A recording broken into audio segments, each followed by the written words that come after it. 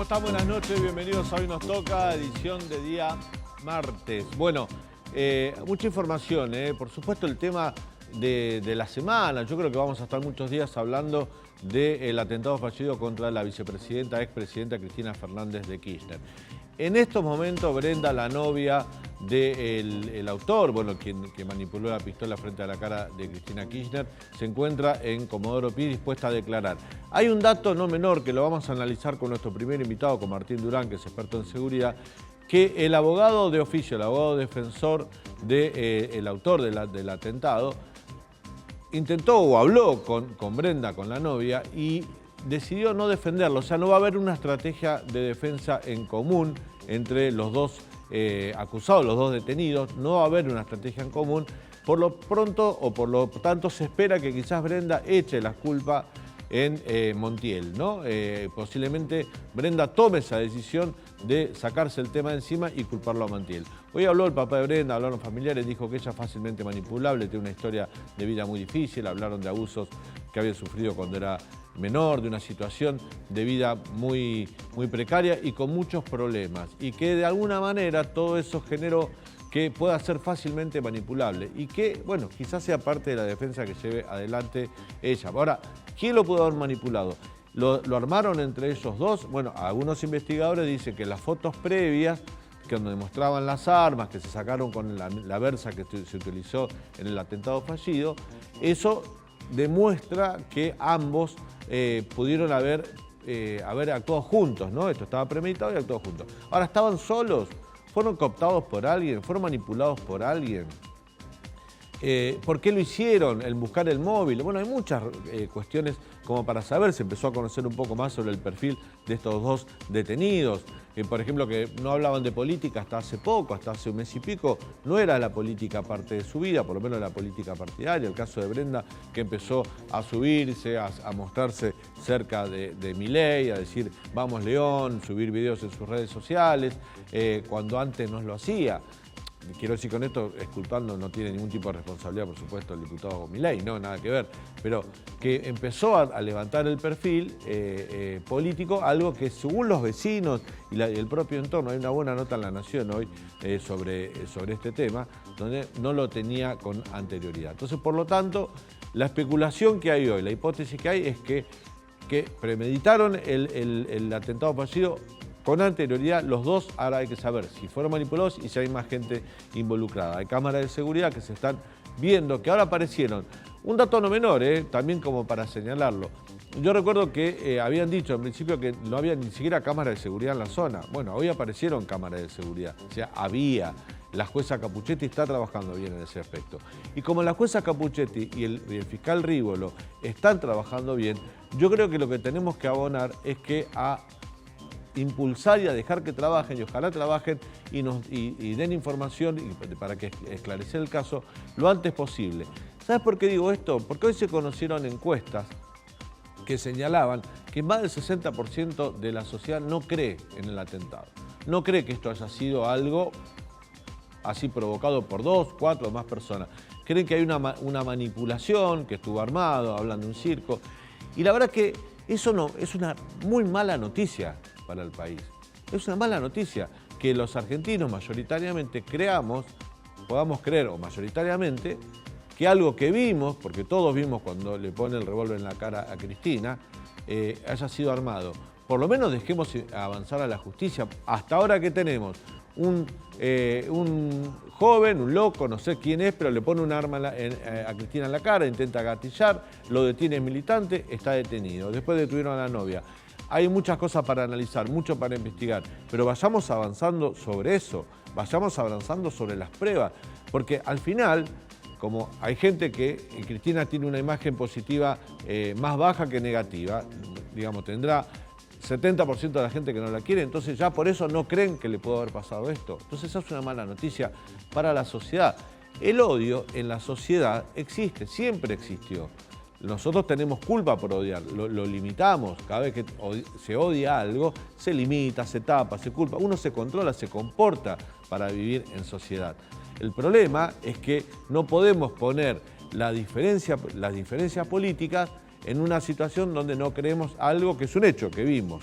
Después vamos a ver qué pasó, pero por ahora vimos eso. No nos corramos de ahí, hagámonos ese favor como sociedad de ir de a poco, dejar que la justicia investigue e ir abonando y tomando cuestiones que tienen que ver con lo que se investiga. Hipótesis se pueden desarrollar, pero como sociedad tengamos esa calma, porque si no, mañana va a haber un atentado contra, ojalá que no, pero contra otro dirigente de la oposición, vamos a suponer, y toda la gente que vota al oficialismo va a decir que es mentira, que está armado, y así vamos a entrar en un dime y direte que no termina más. Y lo que nosotros necesitamos es que estas cosas no escalen y no terminemos en un clima de violencia política. Y hablando de eso, hoy el gobierno reconoció que no existe un proyecto para trabajar contra el odio, un proyecto que de alguna manera era censura. Ayer hablamos de esto. Bueno, de esto vamos a hablar con un semiólogo, profesor de la Universidad de Buenos Aires, un ratito nada más acá en el piso también, para analizar qué es el odio, qué es el discurso del odio, si existe y si el discurso del odio está donde lo pueden ver algunos funcionarios. Y ahí voy al punto en cuestión. Yo puedo entender, y creo que he sido claro con la primera parte del comentario editorial, que nosotros no podemos subirnos a una impresión de acuerdo a las simpatías políticas. Todo evento donde hay un arma de fuego, donde hay un intento de agresión, debe ser rechazado por la sociedad. Te guste o no te guste la víctima o la posible víctima. No podemos reaccionar así. Ahora, dicho esto, tampoco se puede reaccionar como reaccionó el presidente de la Nación el jueves a la noche, que a 2 horas de haberse conocido el hecho, ya culpaba a la justicia, a parte de la oposición y al periodismo. Digo, si eso, la máxima autoridad del país, tiene un discurso donde un hecho de esa característica a las 2 horas ya está culpando a la justicia, como si todas esas partes se hubiesen juntado y hubiesen armado un clima que incitara o que llevara a este joven Montiel a cometer el atentado, también está mal de ese lado. No solo está mal cuando no creemos de acuerdo a nuestras convicciones y tomamos opinión de acuerdo a lo que creemos políticamente, sino que está muy mal y peor también que quien ejerce la máxima autoridad del país, como es el presidente de la Nación, haga ese tipo de aseveraciones. Porque a partir de ahí el gobierno empezó a transitar un discurso donde decía vamos a terminar con el odio. ¿Sabe cómo lo hacían? Generando odio. Esa es la mala noticia también. Quédate con nosotros hasta las 22. Esto Hoy Nos Toca aquí en el canal de la ciudad. A partir de este mes de septiembre está gastando menos en energía, que eso es muy importante. Y también había mucho, como vos decís, gente que compraba dólares baratos y sobreestoqueaba por las dudas. Lo que decidimos es pasar esa actividad a un día sábado, haciendo una inversión adicional para pagarle a los docentes para que concurran un día sábado y que ese día 31 de octubre todos los chicos y chicas de la ciudad tengan clases normalmente y recuperar lo que se perdió este viernes tan imprevisto, tan impensado dentro de lo que era nuestro calendario. Siempre he repudiado la violencia de cualquier tipo, y más cuando tiene que ver la violencia institucional, la figura de la vicepresidenta. Proponer una ley mordaza, con el argumento totalmente inverosímil de que la culpa de todo lo que pasa es del periodismo, de la justicia, de la oposición. Lo que están proponiendo es controlar la libertad de expresión. No lo vamos a permitir. No hay ningún proyecto que se esté analizando en ese sentido. No está penalizado ese discurso en la Argentina, esa incitación. Bueno, muy bien. ¿Cómo te va, Leandro? ¿Cómo andás, Daniel? ¿Todo bien? Bueno, además del caso de Cristina y además del caso del discurso del odio, que vamos a analizar como temas centrales en el programa, hay novedades de economía que después nos vas a contar, Sí, ¿no? muchas novedades de la gira del ministro Sergio Massa por los Estados Unidos. En un ratito nomás te voy a contar todos los anuncios, algunas reuniones que tuvo con empresarios y con funcionarios del gobierno de Estados Unidos. Bueno, muy bien. Tema atentado a Cristina, los ecos. Todavía la investigación está en los primeros pasos, pero hay bastante información para analizar con un experto en seguridad. El siguiente invitado. Se trata de Martín Durán, especialista en seguridad presidencial, experto en seguridad corporativa, creador de Encrypted Card para custodia y traslado de pasajeros. Martín, bienvenido. ¿Qué tal? Buenas noches. Bueno, muchas gracias. Gracias por la visita. Bueno, Un placer. ya venimos hablándote, que te hemos visto y varios expertos en seguridad ya dan por hecho que hubo un fallo en la custodia presidencial, ¿no? Esto ya no se puede revisar más. No solo lo vienen diciendo, las imágenes son congruentes, ¿no? Porque cuando vos empezás a ver que uno de los primeros que dice cuando te empiezan a capacitar es, si hay un evento, hay que evacuar rápidamente. Claro. Y pasaron 6 minutos, el auto en la posición en la que está, el público, la cercanía. Pero también déjame decirte que es muy difícil tratar de cuidar, por ejemplo, de proteger a una persona que tiene la impronta que tiene la vicepresidenta, ¿no? Su carácter. Ella quiere sí o sí, no lo va a cambiar a eso. Entonces, lo que va a haber que hacer es un cambio de estrategia. No, pero hay un dato, yo no soy experto en seguridad, pero digo, vuelvo a caer con el mismo dato. Entiendo que es difícil, pero una vez que sucedió el hecho, ¿por qué no la retiraron del lugar? La dejaron 6 minutos ahí. Claro, vos sabés que una vez que suceden los hechos, inmediatamente la persona ya pierde la potestad de poder decidir. Es el equipo de seguridad el que toma el control y se la lleva rápidamente a zona segura. Zona segura tendría que haber sido la casa, el auto lamentablemente no estaba blindado, con lo cual había una amenaza de arma de fuego y hubiera sido como nada, y además estaba atrapado por la cantidad de personas que había, ¿no? ¿Qué te dice? Hay 2 detenidos, Montiel y la novia. Sí. Ahora está declarando la novia, o intentaba, no sé si se iba a excusar de declarar, pero en principio hay un dato menor que yo lo contaba en el comienzo, que el abogado defensor de Montiel se acercó a hablar con ella se ve que no dijo lo que él quería escuchar y no va a haber una defensa en común, cada uno va a tener un abogado de oficio distinto. Yo creo que eso es una estrategia que están utilizando, ¿no? Ella también se negó a dar la contraseña de su celular, por lo que sé, la PCA ya lo desbloqueó, ella está haciendo el análisis y está aportando bastantes pruebas, así que...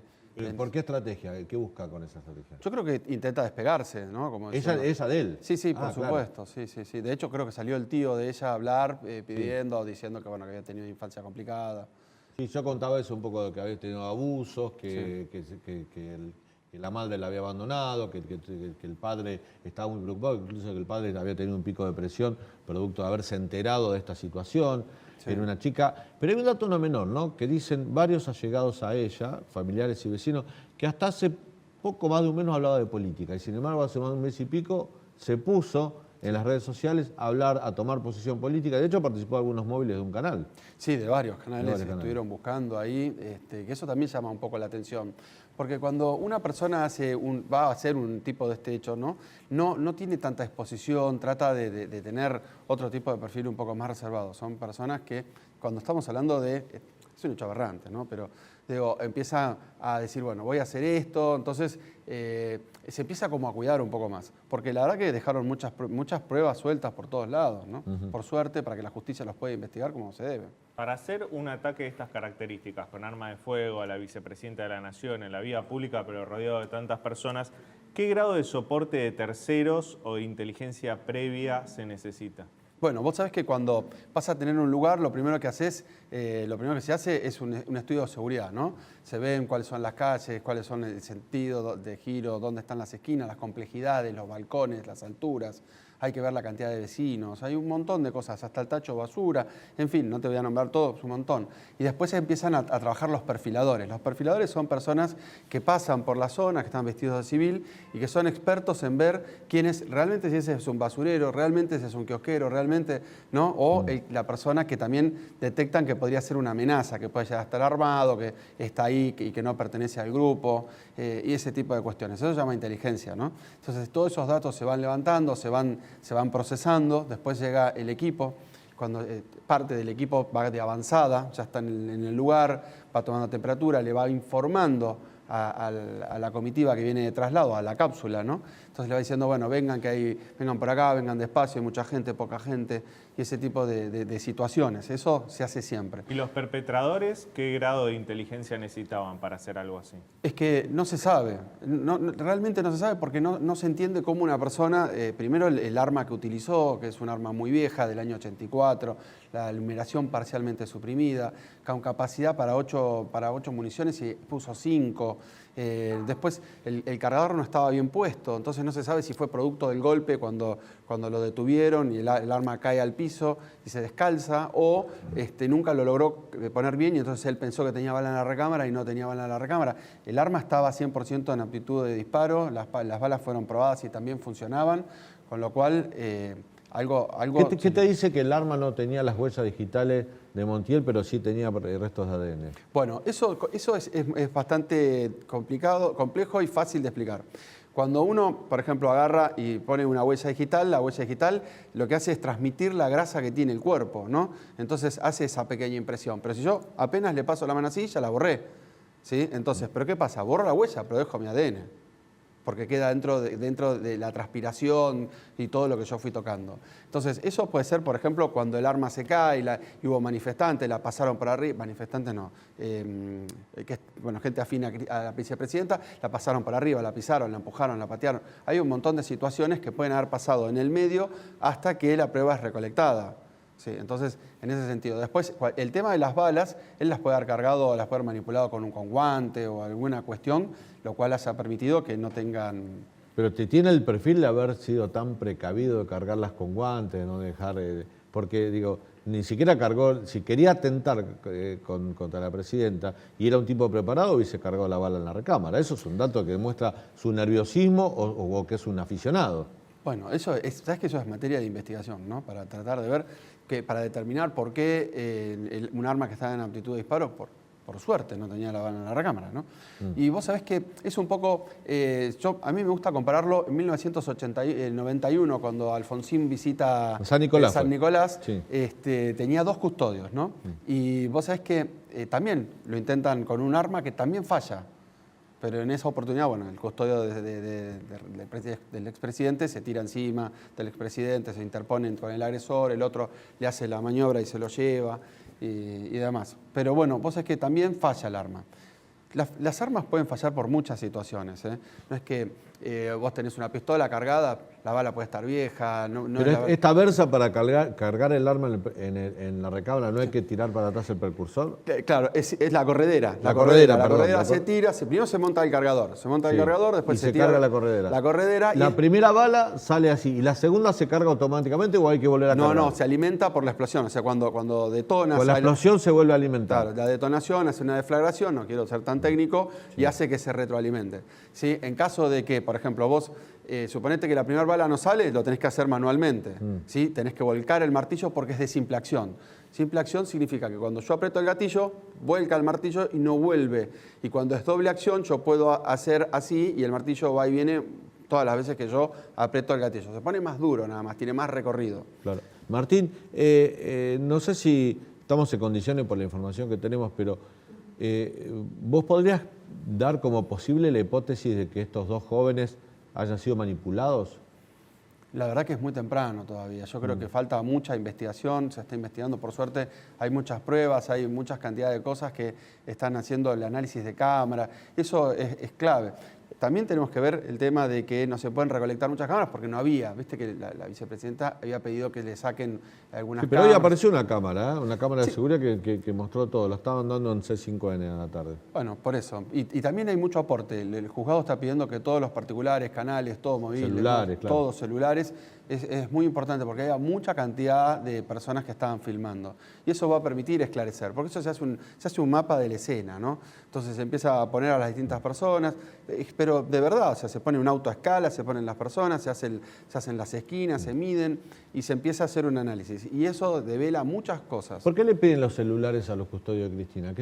¿Por qué quieren ver las comunicaciones entre los custodios? ¿Qué están buscando ahí? Porque en realidad es un procedimiento, ¿no? Esos tienen que entregar, si tienen un arma también la tienen que entregar, tienen que entregar el celular y demás. ¿Aún si no dispararon tienen que entregar el arma? Sí, por supuesto, porque se tiene que evaluar las comunicaciones, incluso si tenían equipos de comunicación propio y demás, se hacen las pericias, después se devuelve, por supuesto, ¿no?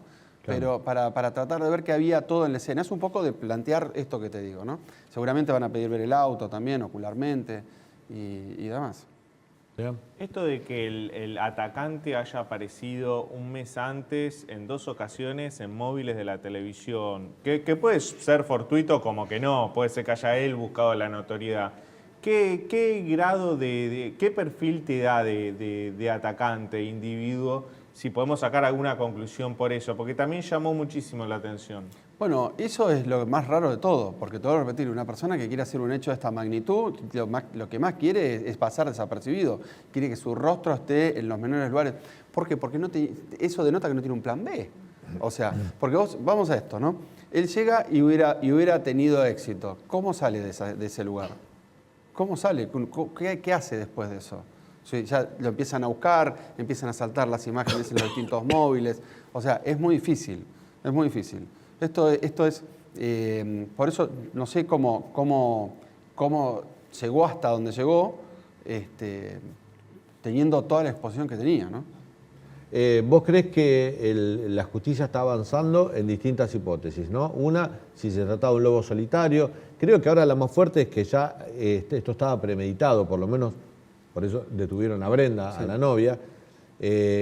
A los amigos, por ejemplo, de Montiel, que declararon incluso abiertamente. Hubo uno que dijo una barbaridad. Una atrocidad. Una atrocidad, que dijo, lamentablemente falló. Digo, a ese hombre, ¿no hay que llamarlo a declarar? Yo creo que lo llamaron a declarar. ¿Lo llamaron? Sí, yo creo que lo llamaron y también... ¿Se lo puede imputar por eso? Yo tengo entendido que el doctor Dalbón me había dicho en un medio que lo iba a imputar, o sea, lo iban a denunciar. Lo iba a denunciar. Claro. Lo iba a denunciar porque realmente los dichos son aberrantes. Entonces, bueno... y las fotos que aparecieron hoy, viste que el teléfono se reinició, sí, el teléfono de Montiel, pero quedaron en la SIM, quedaron alojados un montón de información y empezaron a aparecer fotos donde se encuentra con la novia. ¿Es común que pase eso, que el teléfono se haya reiniciado? Vos sabés que sí, o sea, porque la tecnología tiene un límite y si uno cuando está trabajando con estos equipos son muy sensibles. Son tan sensibles que, por ejemplo, cuando se hace un secuestro en la calle, vamos a poner un narcotraficante que lo agarran ahí en el medio de la calle, lo primero que hacen es pasarlo a modo avión, incluso la policía, ¿no? Le pone un power bank y le pone mucho papel aluminio para que no traten de que le suceda nada y preservar la prueba al máximo posible. Pero si a Montiel lo detienen y le sacan el celular y el arma, él no pudo haberlo anulado el celular, bien, él no pudo haberlo reseteado. Pero capaz que haya otra persona que agarra y ¿A distancia? A distancia. Por supuesto, cuando vos te roban el celular, que vos te puedas pero ahí ya sería más complicado, ahí ya sería alguien esa es una posibilidad. Yo te estoy contando todas. Después hay que ver. Una posibilidad es el reseteo, el reinicio, cuando vos te roban el celular, lo pones, lo extravías y quieres reiniciarlo, sí. La segunda es cuando vos metés muchas veces el patrón, ¿sí? Y lo intentás abrir, porque para poderle poner el software tan israelí, tan famoso y demás, tenés que tener el software adecuado, la versión adecuada, si no tenés que hacer un procedimiento, bajarlo, bueno. Y en esa cadena de pasos, y probablemente pueda pasar. Como también tenés, por ejemplo, no sé, el iPad de Natacha Jaite, que tuvo 96.000 intentos de apertura y no pudieron en ninguno. 96.000, ¿sí?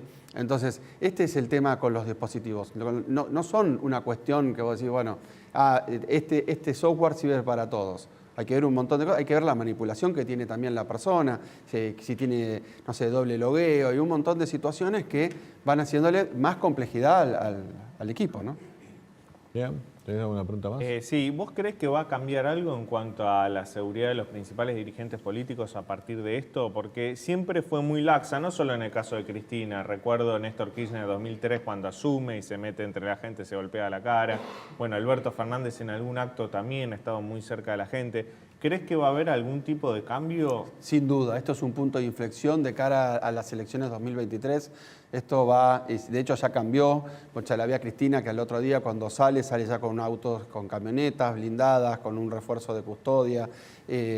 Lo que pasa es que también vos tenés que ver que todos los candidatos, tanto sean de la oposición, todos, ¿no? Van a tener que adaptar otro tipo de camino. Hoy, por ejemplo, yo qué sé, Bolsonaro estaba haciendo campaña y tenía un chaleco antibalas y le dieron una puñalada con un famoso cuchillo brasilero, ¿no? Entonces, cuando uno intenta entrar dentro de toda la gente, ¿sí? Bueno, hay que tener cuidado porque siempre hay algún malicioso que esté infiltrado y que para eso lo hace. Entonces, de cara a todo esto que estamos viviendo, evidentemente ya cambió. Estamos viendo que la seguridad va a tomar otro rumbo. Tengo información de último momento para darte. Aparentemente Brenda Uliarte va a declarar, sí, va a dar testimonio, o sea, ya podía hacer como Montiel, como Fernando Montiel, decir, no estoy, me niego a declarar, tiene ese derecho, ¿no? Ella va a declarar, va a hacer una declaración. Esto lo acaba de dejar trascender su abogado. La policía, la PCA, que es la Policía de Seguridad Aeroportuaria, que tuvo en custodia 20 horas el celular de Brenda Uliarte, logró desbloquearlo y sacar toda la información, a diferencia del celular de Montiel, que es donde sí se perdió información.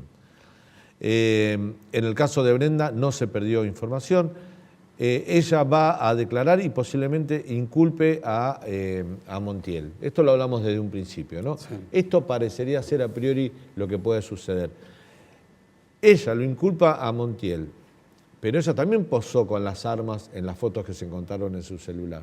Sí, sin duda. Le puede hacer bajar la acusación, ella puede recuperar la libertad. No, y no. estuvo en el Yo día. no sé. Estuvo en el día, Estuvo ahí. claro, Yo no soy abogado, Claro. pero digo, se sacó fotos con el arma, la manipuló, tenía las balas, sabía. Sí, estuvo ahí con fueron, después dijo que no estuvo. Claro, eso también dijo que no estuvo. Dijo que no estuvo, hacía 48 horas que no lo veía, que no sabía nada de él. Entonces, bueno, eso lo van a evaluar. Y además, No, pero ya con todo eso ya hay antecedentes como para ponerla como sospechosa de partícipe necesaria de la sí, situación. por lo menos. ¿no? Sí, Claro. sí, yo calculo que sí. Pero lo de la PCA, ellos tienen el software que volvemos a lo mismo, que tiene la última versión, son los más actualizados y por eso lograron una apertura tan rápida. La investigación, acá me cuenta el Pájaro, nuestro productor, que indica que los 2 días antes ellos estuvieron en las zonas como haciendo inteligencia. Es lo que cree, porque estuvieron merodeando por ahí. A lo mejor estaban haciendo inteligencia, a lo mejor estaban como estaba, porque había mucha gente, no era un lugar donde no había nadie. Sí, yo creo que habría que empezar a ver las imágenes de más atrás, ¿no? Porque acordate que ya venían como hace una semana, viniendo todos los días. Y bueno, y hay que ver si ellos no participaron todos los días que fueron yendo para ser como una cara más habitual, ¿no? Vuelvo con esta pregunta que vos me dijiste, hay que dejar que la investigación avance. Entonces no te quiero meter en este tema puntual porque es cierto que hay que ser cuidadoso. Pero en general, experiencia tuya, ¿qué se estudia en la academia respecto a la cooptación de personajes que puedan cometer delitos en función de otros intereses? Que pueden ser personas vulnerables, pueden ser personas manipulables. Digo, ¿existe eso? ¿Es común? ¿Se puede hacer? Sí, totalmente. Hay personas que están dedicadas a hacer eso, alrededor del mundo. No quiere decir que para captarte tenga que estar cerca tuyo, face to face. Sino Te lo pregunto, no diciendo que haya sucedido, sino porque es una de las hipótesis que se está analizando. Yo te cuento, vos me estás preguntando cómo es Sí. el tema y yo te cuento en general, ¿no? O sea, hay, no solo en la Argentina, sino en montones de partes del mundo, hay organizaciones dedicadas al tema de la captación de personas, del lavado de cabeza, ¿no? De empezar a decirle, personas que son débiles, que tienen problemas o que han tenido una infancia complicada y demás, y les empiezan a inculcar cosas. Y bueno, y ahí es donde después ellos los logran captar para su cosecha, digamos, ¿no? Entonces, cuando uno empieza a ver... Esa persona que es cooptada, que es manipulada, ¿pierde su voluntad de decisión en el momento? Lo que pasa es que ellos tienen todas unas herramientas muy complejas, ¿no? Donde entra uno, te capta, te empieza a hacer una cosa, después entra otro, y te van dando pasos y te van haciendo creer lo que ellos quieren que vos creas. Entonces es como que te van llevando y te van mostrando cosas, te van mandando información, están diciendo, mirá lo que pasó, viste, yo te dije, mirá, y le mandan artículos del diario que, por supuesto, viste, cuando vos agarrás una noticia y la cortás y le entregás un pedazo, no es lo mismo que mostrar todo. Bueno, y te van llevando, literalmente te van llevando. Entonces, lo que se hace siempre es una división de prevención, porque esa persona cambia su estado en las redes, empieza a tener un montón de cambios. Si le gustaba salir, se empieza a quedar en casa, empieza a tener algunos cambios. Entonces, hay que estar muy atento a eso y es donde se empiezan a manifestar, ¿no? Vos imaginate que estas fotos que estaban en el celular, si hubieran estado en las redes, también las hubieran visto. ¿Puede haber algún tipo de coincidencia con el hecho que ellos hayan aparecido en algunos móviles de televisión hablando contra los planes sociales, hablando contra el gobierno? ¿Puede haber algún tipo de relación o estamos frente a una casualidad? Yo sé que las dos cosas están abiertas, pero te pregunto si puede haber alguna relación. La verdad que a mí me llama mucho la atención y eso está en materia de... O sea, te genera una sospecha. Sí, por supuesto, es un poco lo que yo te digo. Si vos vas a hacer semejante cosa, tenés que estar lo más, digamos, discreto posible. No tener esa exposición. Se fue a gritarle creo que a Massa, a la salida, lo esperó Sí. a la salida del ministerio, le golpeó todo el auto. También ahí le hicieron una denuncia por hacer eso. Después tiene otra denuncia por el tema de armas no convencionales. Armas no convencionales son los Sí, cuchillos, con un cuchillo, ¿no? sí. Sí, pero de 35 centímetros. Sí. O sea, estamos hablando de una cuchilla importante. Bueno, Sí, era un pibe que tenía tatuajes nazis, simbología Sí. nazi, digamos, tenía un perfil violento, no socialmente violento. Tiene un perfil raro, porque Raro. es un tipo que va al mejor tatuador, que tiene de acá los próximos 6, 7, 8 meses, está lleno, iba y le dejaba una seña, pasaba una semana 10, le dejaba un poquito más, así, pagaba los tatuajes y no se los hacía. Y el día antes de lo que hizo fue a que lo tatúen así, porque estaba pago. Le dijo, no, tenés que dar un turno. Cuando miró la lista dijo, ya está pago el tatuaje. Todos sabemos que un tatuaje vale mucha plata. Yo no tengo ninguno, pero tengo un montón de amigos. Los tatuajes que tenía, que son parte de la discordia, ¿los hizo horas antes del atentado? Algunos sí y otros no. O sea, él tenía... Estos nazis, que son Claro, lo más importante. Tenía tres. Uno se lo había hecho antes. ¿Sí? Y después tenía 2 o 3 más que se iba a hacer, que ya tenía los bosquejos en su casa. Que viste que te hacen el dibujito, que después claro. lo tenía recortado y lo tenía ahí, que se iba a poner... Y a mí lo que más me llamó la atención, que tenía, a mí personalmente, tiene un tatuaje nazi que lo tiene en el codo del brazo izquierdo, que es el brazo del corazón, ¿no? Tiene una simbología, tiene, digamos, cuando vos empezás a analizar... Sí, tiene el sol negro ahí tatuado. Sí, exactamente. Es un tatuaje de simbología nazi. Sí. También tenía la Cruz de Hierro, que es el símbolo del ejército nazi en la Primera y Segunda Guerra Mundial, del Tercer Reich. Y también tenía el martillo de Thor, que también tiene una connotación nazi. Sí. De hecho, vos sabés que lo contaba el otro día, en España... la Comisión Antirracismo, si vos vas a algún estadio de fútbol o a algún espectáculo deportivo y mostrás algunos de esos tatuajes, no te dejan entrar. Ya es un causal para que te impidan el ingreso a ese tipo de lugar. Muy bien. Martín, te agradezco mucho. Seguramente esto va para largo y te vamos a volver a invitar. Un placer, estoy acá a disposición. Un placer tenerte en el programa. Bueno, vamos a hacer un breve corte y a la vuelta vamos a hablar de la otra parte, ¿no? De algunas consecuencias. Esta intención de algunos funcionarios del gobierno de generar o promover una ley que después fue desmentida oficialmente por el gobierno, pero la idea anduvo de promover una ley para controlar el discurso del odio. ¿Existe? ¿Qué es el discurso del odio? Lo vamos a analizar con un especialista. Ya volvemos.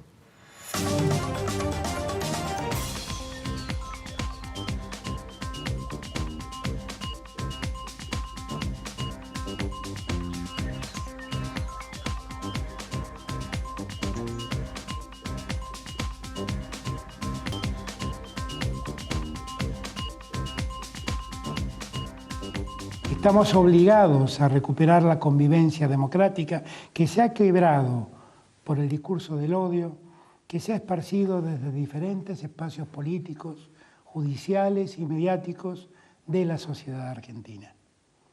Podemos disentir, podemos tener profundos desacuerdos, pero en una sociedad democrática los discursos que promueven el odio no pueden tener lugar porque engendran violencia, y no hay ninguna posibilidad de que la violencia conviva con la democracia. Es necesario desterrar la violencia y el odio del discurso político y mediático y de nuestra vida en sociedad. Bueno, y esto sí llamó la atención, Leandro, que 2 horas después de que se conociera el intento de atentado contra Cristina, el discurso del presidente estuviera más enfocado en el discurso del odio que en el hecho en sí, en vez de pedir la aclaración, que era lo que todos esperábamos, garantizar el accionar independiente de la justicia, no, sino se puso a hablar del discurso del odio.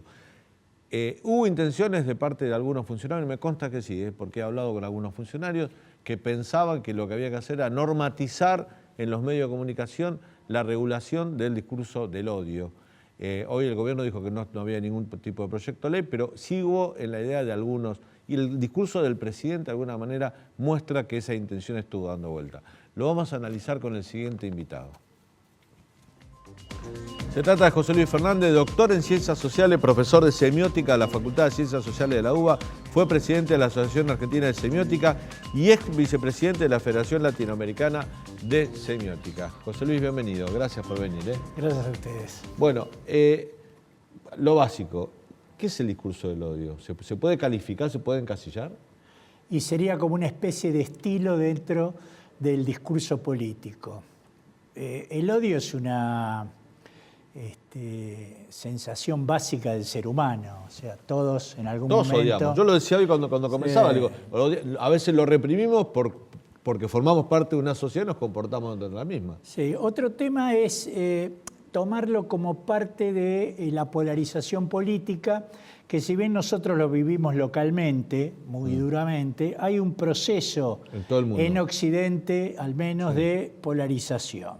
Pero para mí no habría que confundir la polarización con un matiz estilístico duro que sería el discurso del odio. Ahora, a mí me parece, mismo escuchando la palabra del presidente o dirigentes de distintos sectores, sí, que con este tema, cuando se cae en la problemática así de que un discurso tiñe toda la actividad política, o un tipo de discurso, hay dos alternativas. O uno se queda adentro y adentro trata de que le vaya lo mejor posible o entender como pueda, o uno trata de salir. Quedarse adentro de estos fenómenos es fácil. Yo digo, bueno, esto empezó cuando A dijo tal cosa. Entonces, estos días todo el tiempo se está discutiendo quién empezó. Pero cuando se instala un sistema así o un subsistema discursivo así es porque alguien empezó y alguien respondió. Entonces esa se convierte en una discusión para mi gusto inoperante. Y uno queda ahí trabado en esa discusión, si más odio, si menos odio, que no es lo mismo odiar desde el gobierno que odiar desde el llano, que el odio de izquierda. Digo, planteado desde el punto de vista del gobierno, una investigación judicial o un alegato de un fiscal es abonar al discurso del odio. Una crítica de un periodista, de cualquiera, es abonar al discurso del odio. Una crítica desde un sector de la oposición o cualquier opositor es abonar al discurso del odio. Y a mí me parece que, digo, yo con eso no puedo acordar. Pero eso vos lo ves exclusivo desde el gobierno, porque en este momento el gobierno ocupa el centro de la escena. Pero a mí me parece cuando Macri, por ejemplo, es acusado, dice que lo están persiguiendo. Sí, pero no dice que eso forma parte de un discurso del odio programado. Es un tema terminológico. Acusa el fanatismo. No, acusa que hay un juez, Alejo Ramos Padilla, que está identificado con el gobierno, que lo persigue. ¿Tendrá o no tendrá razón Macri? No creo. Pero no es lo mismo. No es lo mismo lo que promueve el gobierno. El gobierno te dice, por ejemplo, la portavoz del gobierno, Gabriela Cerruti, te dice, nosotros, me lo dijo a mí el sábado, me dijo, nosotros estamos en contra de aquellos que promueven el odio y alientan el exterminio. ¿Dónde estamos viviendo? ¿En Ruanda, en la década del 90? Sí, ¿dónde está el exterminio? Es una barbaridad decir eso. Para mí, el encontrar quién exagera más es equivalente a encontrar dónde está el origen. Si uno quiere ver eso, no hay problema. Eso se puede describir. Son procesos como en el medio está la lucha por el poder. Nosotros con amigos podemos discutir acaloradamente, insultarnos, y después queda ahí. ¿Por qué? Porque nadie gana nada con esa discusión. Sí, claro. Esto genera polarización y pasión, y genera procesos que se llaman esquimogénesis o simogénesis, digamos, son procesos discursivos como de carrera armamentista. Sí. ¿Por qué? Porque estoy pensando en ganar o en no perder el poder. Entonces, si me insultan, tengo que sobreinsultar. Si me sobreinsulta, tengo que cambiar un poquito para...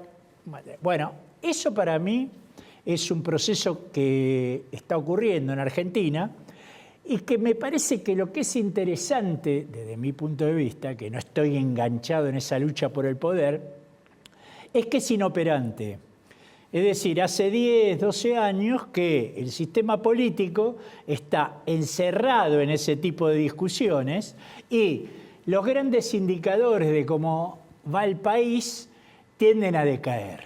Cambian los gobiernos, ahora es muy interesante este momento porque y tomar esa periodización, por supuesto se puede tomar cualquiera, pero a mí me gusta esa, porque todos los que están ahora jugando y discutiendo y metiéndose, atribuyéndose o no el discurso del odio o lo que sea, o la persecución judicial o el lawfare, todas esas, todos estuvieron en el gobierno. Y en términos generales, todos sufrieron la traba, la imposibilidad de meter leyes para modificar, de pensar proyectos. Entonces, todo esto cada uno por sus distintos intereses y preservándose para el 2023, lo que no están pudiendo hacer es gobernar. Gobernar en el sentido de convocar a las fuerzas políticas, reunirse, establecer parecidos, diferencias, leyes que salen, leyes que no salen, eso no está pasando. Y no está pasando, para mí, desde hace más de una década. Sale algo, no sale la mayor parte, crece la pobreza, no aumenta la cantidad. Falta gestión, sí. Entonces, para mí, lo que decía al principio, si quiero meterme en el discurso del odio, tengo para entretenerme todos los días. Ahora, si yo quiero entender cómo influye esto en la gestión del país, yo digo, el odio, como el lawfare, como mismo la corrupción, que no avanzan los juicios, y que son juicios transversales también. Entonces, si yo quiero ver qué es lo que pasa en el país, que triunfa ese tipo de discurso y el país está como ajeno. Es decir, somos un grupo que intervenimos en esas discusiones, pero hay evidentemente una gran parte de la población que no es ajena. Bueno, eso yo lo puedo explicar.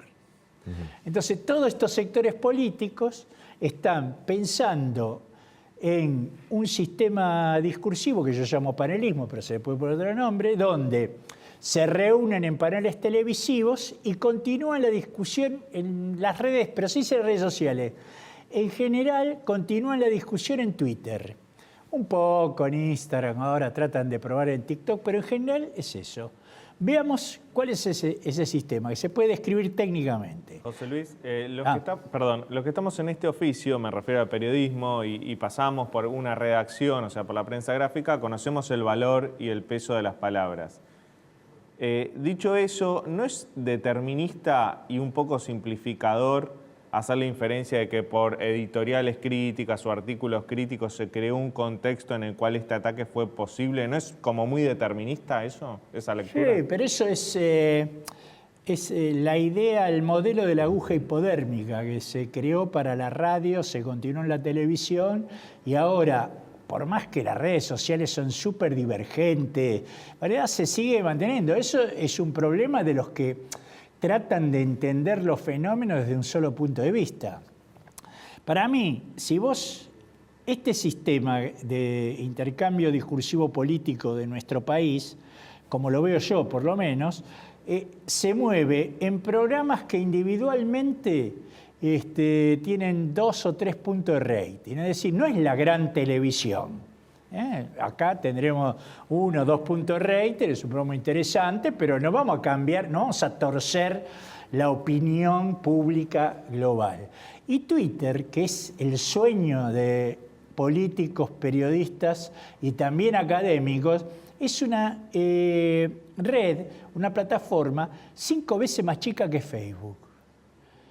Es así, 5 veces más chica y genera todo el interés. Y además está comprobado, Twitter informa que de sus usuarios solo el 20% tuitea. Y el que tiene un timeline, una pantalla de Twitter como la que tengo yo, que es un tipo que soy bastante activo y no rehuyo las discusiones políticas, esos discursos donde aparece el odio, los haters, todo debe ser el 20%. Es decir, pongamos con toda la furia que, muy de nicho. Claro, que los canales tienen un efecto halo. Lo que pasa es que le pasa en Twitter, después lo replican los diarios, la televisión. Mira, a ver, nosotros tenemos algunos tweets, no sé, Pájaro, si tenemos, a ver, soplame de qué hay, porque hay un tweet de López Murphy, a ver, ¿son ellos o nosotros? Digamos, ahí está marcando... Eso fue el día sábado, cuando hubo incidentes en Juncal y Uruguay. ¿Son ellos o nosotros? A ver, hay, el otro, Pájaro. Este es de Luis Delía. Mirá este. La Versas de la Nata, el cargador de Leuco, las balas son de Feynman, la mira de Johnny Viale, la empuñadura de Majul, el cañón de TN, la aportación de Chocopal, el gatillo de la Nación Mala, la litigación de Clarín, el plan de la embajada, el brasileño Superegil. O sea, él mismo está sacando al brasileño como responsable de esto y acusa a periodistas con nombre y apellido y a medios de comunicación. Digo, yo, por ejemplo, yo trabajo en La Nación Más también. Yo me puedo sentir aludido. Digo, ¿yo qué tengo que ver con este atentado? Porque este señor, dirigente político, puede decir eso, que eso también tiene seguidores. No es masivo, porque es bastante marginal dentro del frente de todo, pero hace carne dentro del sector. Yo lo que pienso es que en ese camino volvés, te van a... Bueno, el tuit de López Murphy, más siendo él, porque Delía es un provocador, pero más siendo de él, llamó la atención, muy brutal, llamó la atención, hay que tomarlo como claro. algo pesado. Yo creo que ahí, esa es mi opinión técnica, siempre, no vas a encontrar la punta de un ovillo para salir del tema. Vas a volver siempre ahí. En cambio, más por la salida individual, esto si te toca a vos o, bueno, interviene un colega mío que yo aprecio y hace una opinión y yo no estoy de acuerdo, en mis muros de Facebook se trataron de estúpidos colegas míos que yo respeto mucho y mezclaron tema de discusión. Eso es una trampa que uno la puede disfrutar, digamos, pero para mí hay que pensar en el sistema, no en los emergentes del sistema. Primero hay que entender el sistema. Todo ese sistema de intercambio tan apasionado, que encuentra matices, que tiene renovado, que ha generado candidatos surgidos de ese barro, digamos. Hay un montón de candidatos que ganaron elecciones y que se pierden después en la masa de candidatos, se disuelven, alcanzan esos objetivos mínimos, pero no conmueven el reloj de la opinión pública del país. Para mí, te completo lo que estaba diciendo antes, ese sistema alcanza como loco, con mucho halo, al 30% de la población. Hay un 60, 70% de la población que ahí no sabemos qué le pasa, pero que seguro que no participa. Presuponer que va a responder a las convocatorias tipo Delía o tipo López Murphy es ignorar, por ejemplo, los resultados electorales. Son gente que no tiene gran peso electoral. Ahora, vos me decís, sí, pero en la opinión pública generan efervescencia. Alberto Fernández ganó con el 48% de los votos, la mitad de los argentinos lo votó, y él no tiene mejor idea, 2 horas después del atentado, de echarle la culpa a la justicia, a la oposición y al periodismo. Pero eso yo no discuto. Bueno, a mí me parece una gravedad institucional terrible lo que hizo Alberto Fernández. Bueno, pero sobre eso deberían opinar los evaluadores de la salud institucional. Yo lo que te digo, que de lo que yo sé, de cómo se manifiestan y cómo se mueven y hasta dónde alcanzan los discursos políticos, mediáticos, ese sistema que no tiene alternativa en el discurso político, no hay nadie que esté afuera de ese sistema, si alcanza el 30% de la población, claro, entiendo. Ahí entonces entendés por qué tenemos un 40-50% de economía informal, claro, que es gente que no está respondiendo. Es cierto. ¿Se entiende? Es así. José Luis, gracias. Gracias a usted y gracias por la paciencia. No, por favor, un gusto tenerte en el programa. Bueno, último corte, a la vuelta noticias económicas con Leandro Dario.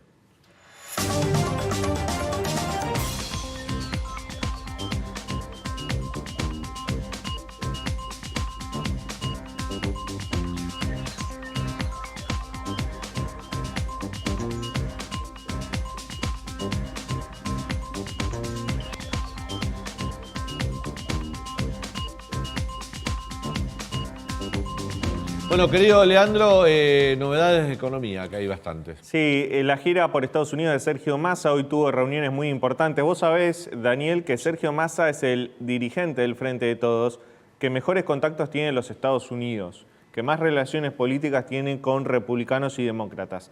Y eso se empezó a ver en esta gira, en la cual se reunió con funcionarios del Departamento de Estado, que vendría a ser la Cancillería de Estados Unidos.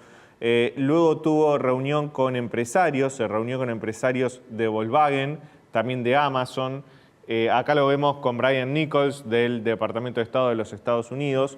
Y justamente intentando, por un lado, con el gobierno de Estados Unidos, demostrarle un sendero macroeconómico y fiscal de acá al año que viene que sea sustentable para que Estados Unidos apoye a Argentina en las renegociaciones con el FMI, y reuniones con empresarios justamente para pedir inversiones en sectores clave para la Argentina, como son energía, economía del conocimiento, infraestructura. Tuvo una reunión con Amazon, otra con Volkswagen muy importante, pero tal vez la reunión más trascendental para la macroeconomía argentina es la que tuvo con Mauricio Claver Carone.